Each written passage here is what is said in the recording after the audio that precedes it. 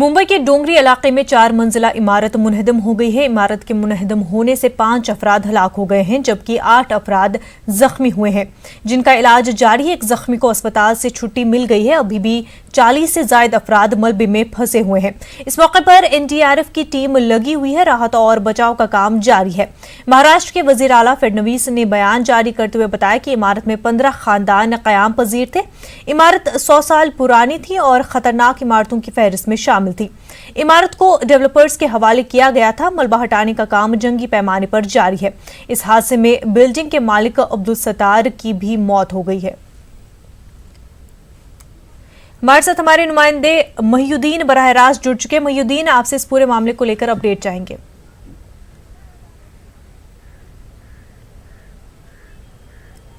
ये देखिए, अभी ताज़ा अपडेट मिली है कि मतलब मरने वालों की तादाद जो है वो बढ़कर 7 हो चुकी है और जो इंजर्ड है उन्हें जो है वो अस्पताल में दाखिल किया गया। उनकी तादाद जो है 5 से 6 है। अभी 2 अफराद को मलबे से निकाला गया और मलबे से निकालने के बाद जो है वो उन्हें अस्पताल में ले जाया गया। हमारे साथ जो है वो मुकामी एमएलए अमीन पटेल साहब यहाँ पे खुद मौजूद हैं। इनसे बात करते हैं कि कितने लोगों की जो है वो मरने की खबर है इस पूरे हादसे में और इंजर्ड 7 लोग। भाई जो लेटेस्ट जे हॉस्पिटल से मैंने जानकारी ली है उससे 7 लोगों की मौत हो चुकी है और 5 लोग अभी वहाँ पर जख्मी हालत में एडमिट किए गए हैं। अच्छा, एक बात ये बताइए कि मतलब ये इल्ज़ाम लगाया जा रहा है कि जो इमारत थी वो इलीगल इमारत थी, केसरबाई इमारत नहीं थी, उससे मुंसलिक इमारत थी और महाडा भी जो है वो इस बात से इनकार कर रही है कि मतलब इसकी जिम्मेदारी कुछ नहीं है। तो इस पूरे मामले को लेकर के जो है वो आपका बयान क्या है? मैंने इस मामले में जो सुबह से ये चल रहा है कि मुंबई महानगर पालिका की जवाबदारी है कि माडा की जवाबदारी है। मुंबई महानगर पालिका के डेप्यूटी म्युनिसिपल कमिश्नर काले, एडिशनल म्युनिसिपल गजरान और म्युनिसिपल कमिश्नर परदेसी से मैंने बात किया। उन्होंने क्लियर बोला है कि ये बिल्डिंग की जवाबदारी माडा की है। लेकिन इलीगल बताया जा रहा है कि केसरबाई से लगी हुई इमारत थी ये और ये पूरा कंस्ट्रक्शन इलीगल था। मैंने जो कागज आज देखे जो मुझको डिपार्टमेंट ने दिए उसके अंदर 10 टांडेल स्ट्रीट बोल के ये बिल्डिंग मेंशन है। उसके अंदर कौन आदमी रहता है, कितने माले पे कौन रहता है, वो भी लिस्ट है। असेसमेंट का जो कॉपी है जो मुझको बीएमसी ने दिया है उसके अंदर ये बिल्डिंग मौजूद है। अगर असेसमेंट रिकॉर्ड के अंदर ये बिल्डिंग मौजूद है, बीएमसी के पास उसके दस्तावेज है, मेरे पास उसके दस्तावेज है, जो सेस जो कलेक्ट होता है उसमें 25C और 10 टांडेल स्ट्रीट का नोटिंग है, तो फिर अभी इसका जवाब तो बीएमसी देगी। अच्छा, आप मुकामी एमएलए हैं तो क्या आप क्या मुतालबा करते हैं कि मतलब जो इंतकाल कर गए हैं उनको कितना मुआवजा मिलना चाहिए? देखिए, जो लोगों का इंतकाल हो गया है उनके साथ हम खिराज अकीदत पेश करते हैं और उनकी जो फैमिली है उनके लिए हम मुतालबा करते हैं कि गवर्नमेंट ने 10-10 लाख रुपया पर पर्सन उनकी फैमिली को देना चाहिए और इनको जल्द से जल्द नज़दीक में, ये घर के नज़दीक में ट्रांजिट अकोमोडेशन देना चाहिए ये लोग जो रहते थे, ताकि वो अपने जो टूटा हुआ परिवार जो है, अपना घर है, उसको लेकर के वहाँ जाके वो रहे, क्योंकि इनका सब कुछ खत्म हो गया है, सब कुछ खत्म हो गया है। देखिए, मैं आपको बता दूं कि अभी जो ताज़ा जानकारी मिली है उसके मुताबिक 7 लोगों की जो है वो की मृत्यु हो गई है, उनका इंतकाल हो गया इस दिलखराश हादसे में और फिलहाल जो है वो 5 से ज्यादा अफराद जो है वो जेजे अस्पताल में जेर इलाज है। इस पूरे मामले को लेकर के जो पहलू सामने आ रहा है वो ये है कि बीएमसी और माडा जो है वो एक दूसरे पर इल्जाम तराशी करते आ रहे हैं। अभी तक जो है वो ये फैसला नहीं हो पाया है कि ये जो बिल्डिंग जो गिरी है वो किसके अंडर में थी। बीएमसी ये इल्जाम लगा रही है कि ये माडा का काम था, उसको वो अपनी जिम्मेदारी से मुबर्रा है और माडा ये कह रही है कि ये काम जो है वो बीएमसी का था। तो इसी दरमियान जो है वो इल्जाम तराशियों का दौर चालू है। लेकिन फिलहाल जो है वो सबसे बुनियादी सवाल ये है कि जो अफराद मर चुके हैं, जो अफराद इसमें इस हादसे में फौत हो चुके हैं, उनके लिए जो है वो हुकूमत महाराष्ट्र क्या मुआवजे का ऐलान करती है और इसी के साथ साथ जो है वो इस बात को यकीनी बनाने की बहुत ज़रूरत है कि इस पूरे इलाके में जो साउथ मुंबई का इलाका है जहाँ पर बहुत सारी 5000 से ज़्यादा जो है वो खस्ता हाल इमारतें हैं, तो उसको जो है वो प्रोटेक्शन और तहफ़्फ़ुज़ फराहम करने के लिए हुकूमत जो है वो क्या पहलू और क्या इक़दाम करती है। बहरहाल पूरी की पूरी निगाहें, इस पूरे इलाके की निगाहें जो है वो हुकूमत पर है और इस इंतज़ामिया पे है कि वो जो है वो आने वाले दिनों में इस तरह का हादसा ना हो, इस बात को यकीनी बनाए। बिल्कुल महीउद्दीन, बेहद शुक्रिया आपका। आगे बढ़ते हैं। कांग्रेस पार्टी के रुकने पार्लियामेंट हुसैन दलवाई अपनी ही पार्टी पर जमकर बरसे। उन्होंने कांग्रेस पार्टी पर मुसलमानों को नजरअंदाज करने का इल्जाम लगाया। हाल ही में बनी महाराष्ट्र कांग्रेस कमेटी में मुसलमानों को आबादी के लिहाज से मुनासिब नुमाइंदगी न मिलने का उन्होंने इल्जाम लगाया। दलवाई ने कहा कि 210 में से सिर्फ 14 मुसलमानों को शामिल किया गया है। दलवाई ने ये इल्जाम भी लगाया कि टिकटों की तकसीम में भी भेदभाव से काम लिया जाता है। दलवाई ने इस सिलसिले में राहुल गांधी को खत लिखने की बात भी कही है।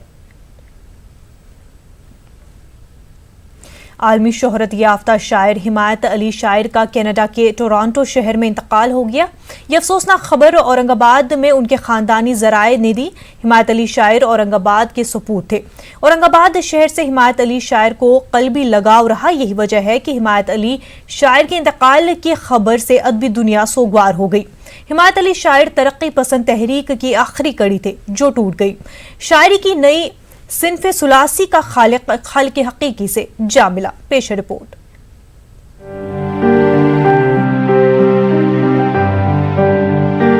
वो अर्ज़े दक्कन से उठा और सारे आलम पर छा गया। उर्दू दुनिया ने उसे हिमायत अली शायर के नाम से जाना, लेकिन औरंगाबाद का ये मायानाज सपूत अपने आप में अंजुमन था। हिमायत अली शायर की जिंदगी जुहदे मुसलसल और हिजरतों की न थमने वाली दास्तां है। सुकूते हैदराबाद के बाद पाकिस्तान का रुख किया, यहाँ आला तालीम हासिल की, अखबारात में काम किया, रेडियो टीवी के लिए भी काम किया, फिल्मों की हिदायतकारी की, सिंध यूनिवर्सिटी में पेशाए तदरीस से वाबस्ता रहे, साथ ही साथ शायरी भी परवान चढ़ती रही। शायरी के उफक में चमकने वाले हिमायत अली शायर ने कभी अर्ज़े दक्कन को फरामोश नहीं किया और हर साल बिला नाका औरंगाबाद आते और अदबी महफिलों को गरमाते थे। औरंगाबाद में हिमायत अली शायर के हकीकी बरादरान और एक भरा पूरा खानदान है। हिमायत अली शायर के इंतकाल की खबर से पूरा खानदान सदमे में डूब गया। हिमायत अली की जिंदगी जुहदे मुसलसल और हिजरतों से ताबीर है। आज मेरे बड़े भाई इनायत अली साहब जो आजकल हैदराबाद में हैं, उन्होंने मुझे फ़ोन पर इत्तला दी कि अपने बड़े भाई हिमायत अली शायर का इंतकाल हो चुका है। ये न्यूज़ हमारे पूरे ख़ानदान पर बिजली की तरह गिरी। कुछ समझ में नहीं आ रहा है कि क्या करें, क्या बोले। हिमायत साहब के साथ बड़े हसीन लम्हात गुजरे। जब भी वो औरंगाबाद आते सीधा अपने अदबी शोरा अदबी हल्के में पहुंच जाते। उन्हें घर की फिक्र नहीं रहती, लेकिन औरंगाबाद के अदबी शोरा की बड़ी फिक्र रहती थी। सानिया है कि समझ में नहीं आ रहा। मैं रात से उनके ख़ानदान से जुड़ा हुआ था।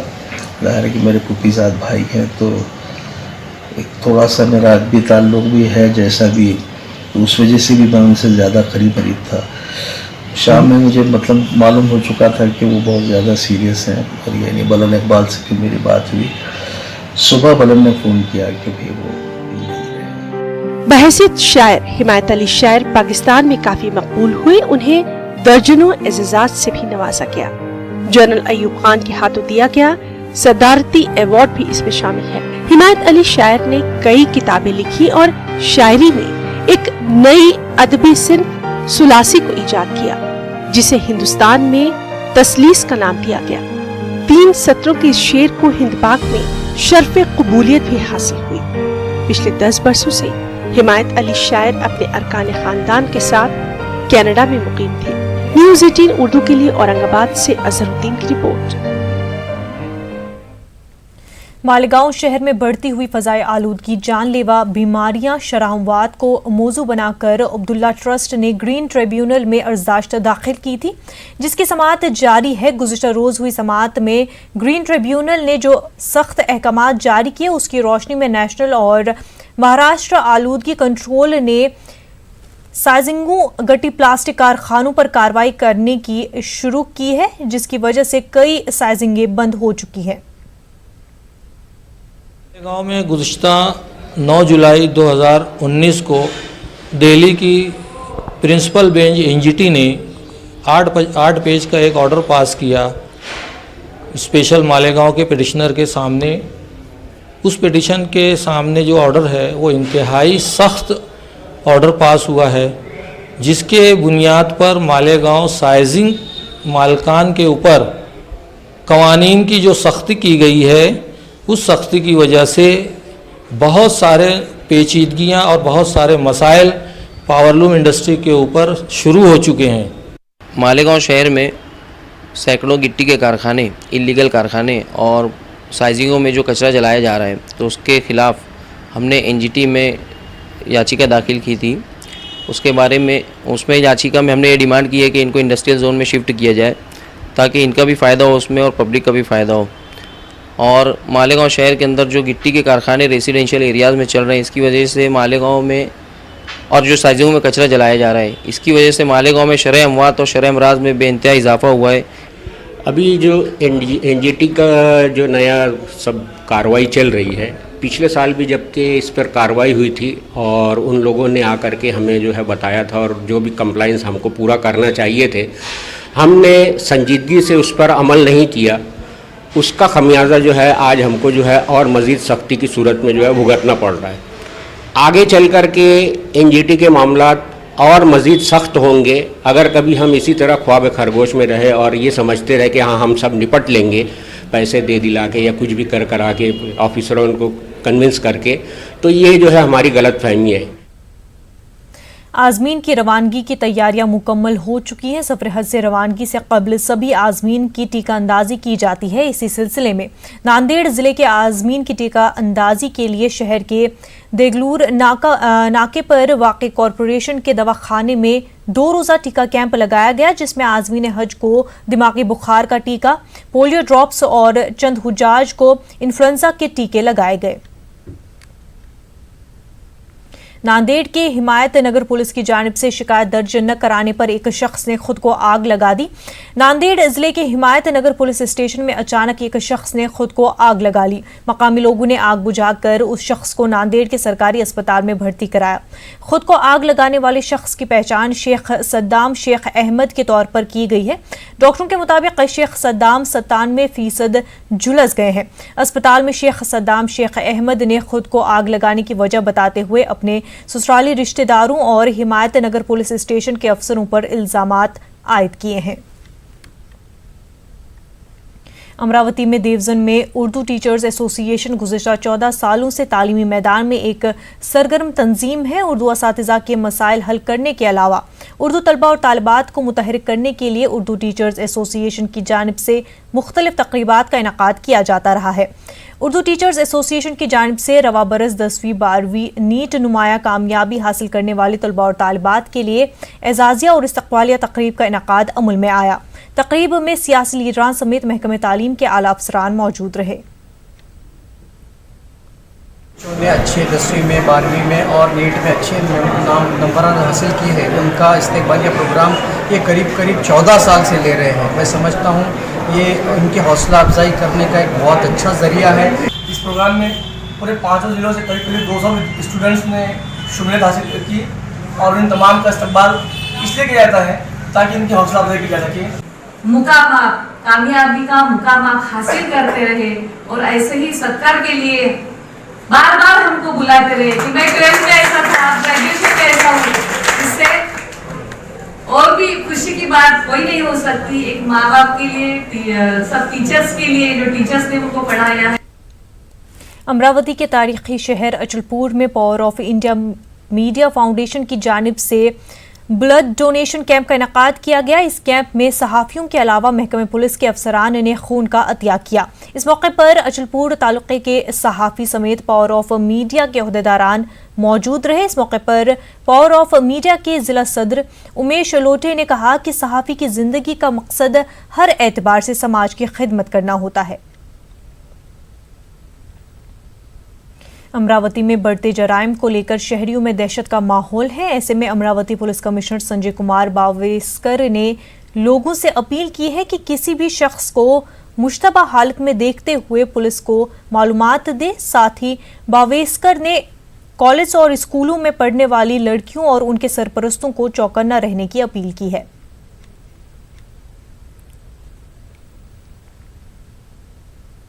नाजरीन, अब नजर डालते हैं कर्नाटक की सुर्खियों पर।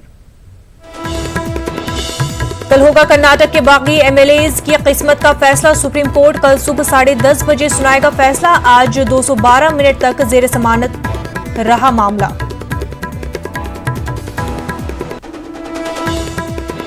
कर्नाटक में रोशन बेग को बड़ी राहत। तवील वक्फे की पूछताछ के बाद रोशन बेग रिहा। कल रात रोशन बेग को एसआईटी ने हिरासत में लिया था।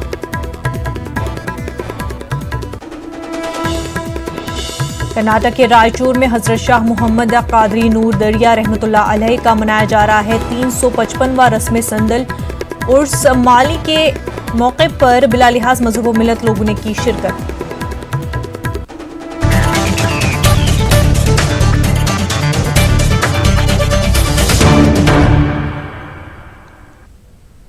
कर्नाटक के 15 बागी एमएलएज के इस्तीफों के ताल्लुक से सुप्रीम कोर्ट ने कल सुबह 10:30 बजे तक के लिए फैसला महफूज रखा है। सुप्रीम कोर्ट में इस मामले में आज 212 मिनट तक बहस चली।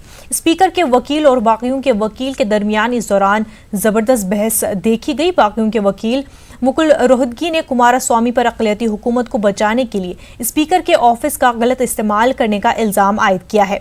वहीं स्पीकर के वकील राजीव धवन ने कहा है कि इस मामले में रमेश कुमार काफी फूंक फूंक कर कानून की रोशनी में कदम उठा रहे हैं ताकि कोई गलत नजरिया न कायम हो जाए।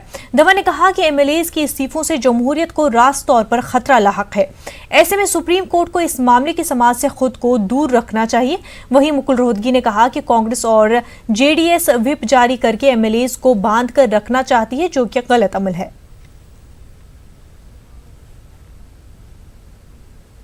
कर्नाटक के साबिक वजीर रोशन बेग को एसआईटी से आर्जी राहत मिली है। तकरीबन 14 घंटे की पूछताछ के बाद एसआईटी ने रोशन बेग को रिहा किया। कर्नाटक में जानिब सियासी हंगामा जारी है तो दूसरी तरफ आईएमए घोटाला कई सियासतदानों, सरकारी अफसरों का पीछा नहीं छोड़ रहा है। आईएमए कंपनी की धोखाधड़ी के मामले में साबिक रियासती वजीर आर रोशन बेग को एसआईटी ने कल हिरासत में लिया। बेंगलुरु इंटरनेशनल एयरपोर्ट से खुसूसी तैयारी के जरिए रोशन बेग पूना के लिए रवाना हो रहे थे। इस दौरान रोशन बेग और एसआईटी एहलकारों के दरमियान बहस हुई। आखिरकार रोशन बेग को एयरपोर्ट से रास्ते तौर पर एसआईटी के दफ्तर ले जाया गया। तकरीबन 14 घंटों की पूछताछ के बाद रोशन बेग को एसआईटी ने रिहा किया। रिहाई के बाद रोशन बेग ने कहा कि उनके खिलाफ सियासी साजिश की गई है। ನಾನು ಎಸ್ಐಟಿ ಅವರಿಗೆ ಹೇಳಿದ್ದೀನಿ, ಅವ್ರ ಜೊತೆಗೆ ಏನು ಸಹಕಾರ ಬೇಕು ನಾನು ಸಹಕಾರ ಕೊಡ್ತೀನಿ ಅಂತ ಹೇಳಿದ್ದೀನಿ। ನೆನ್ನೆ ಎಲ್ಲಿಂದ ನಾನು ಪೂನಾಗೆ ಹೋಗ್ಬೇಕಂತ ಇದೆ, ಅವ್ರಿಗೇನು ಕನ್ಫ್ಯೂಷನ್ ಆಗಿತ್ತು, ನಾನು ಎಲ್ಲೋ ಓಡೋಗ್ಬಿಡ್ತಾ ಇದ್ದೀನಿ ಅಂತ ಬೇಕಂತ ಈ ರಾಜಕೀಯ ಪಿತೂರಿ ಮಾಡಿದ್ರು ಕೆಲವರು। ಬಟ್ ನಾನು ಯಾರಿಗೆ ಬ್ಲೇಮ್ ಮಾಡಕ್ಕೆ ಹೋಗಲ್ಲ। चंद दिन कबल एसआईटी के सामने हाजिर होने के लिए रोशन बेग को 2 मरतबा नोटिस दी गई थी। जांच के दौरान रोशन बेग ने कहा कि वो सफर हज के इंतजामात में मसरूफ थे, इसीलिए हाजिर नहीं हो सके। वाज़ेह है कि रोशन बेग रियासती हज कमेटी के चेयरमैन भी हैं। आईएमए कंपनी की धोखाधड़ी के मामले में एक जानिब मुख्तलिफ इल्जामात का सामना कर रहे हैं तो दूसरी तरफ उनकी अचानक हिरासत पर सवालात भी उठ रहे हैं। न्यूज़ 18 उर्दू के लिए बेंगलुरु से रऊफ अहमद हल्लूर की रिपोर्ट। हैदराबाद कर्नाटक मुस्लिम पॉलिटिकल फोरम ने कर्नाटक में मुस्लिम रिजर्वेशन में इजाफे के लिए आवाज उठाई है। फोरम का कहना है पसमानदगी को बुनियाद बनाकर हुकूमत आईन की रोशनी में रिजर्वेशन में इजाफे की राह हमवार करे। कर्नाटक में मुस्लिम रिजर्वेशन में इजाफे का मुतालबा नया नहीं है। गुज़िश्ता 20 वर्षों से ये मसला मुसलसल उठाया जाता रहा है। रियासत में 14% से ज्यादा आबादी रखने वाले कम्युनिटी को फिलहाल सेकंड बी कैटेगरी के तहत 4% रिजर्वेशन हासिल है। जब भी इसमें इजाफे का मुतालबा किया जाता है तो मजहब के नाम पर रिजर्वेशन के आइन में गुंजाइश न होने का बहाना बनाकर हुकूमतें पलड़ा झाड़ लेती हैं। आज इकोनॉमिकली वीकर सेक्शन के नाम पे और एक बार अमेंडमेंट करके इकोनॉमिकली वीकर सेक्शन के को भी रिजर्वेशन देने की बात निकली, जो कॉन्स्टिट्यूशन में नहीं था, प्रोविजन नहीं था। और सुप्रीम कोर्ट के कॉन्स्टिट्यूशनल बेंच से भी ये लिमिटेशन डाला गया कि 50% से क्रॉस नहीं होना चाहिए रिजर्वेशन। आज वो ईडब्ल्यूएस की वजह से 60% हो गया तो भी वो चले जाएगा, लेकिन जब मुसलमानों की बात आएगी तो रिलीजन पे हम नहीं देंगे। ये बात गलत है। हम कर्नाटक में देख रहे हैं कि एसटी कम्युनिटी को रिजर्वेशन बढ़ाने के लिए 3% से 7.5% करने के लिए जो एहतजाजात हो रहे हैं या प्रपोजल्स आ रहे हैं उसको कंसिडर करने के लिए चीफ सेक्रेटरीट को कहा जाता है, चीफ सेक्रेटरी को।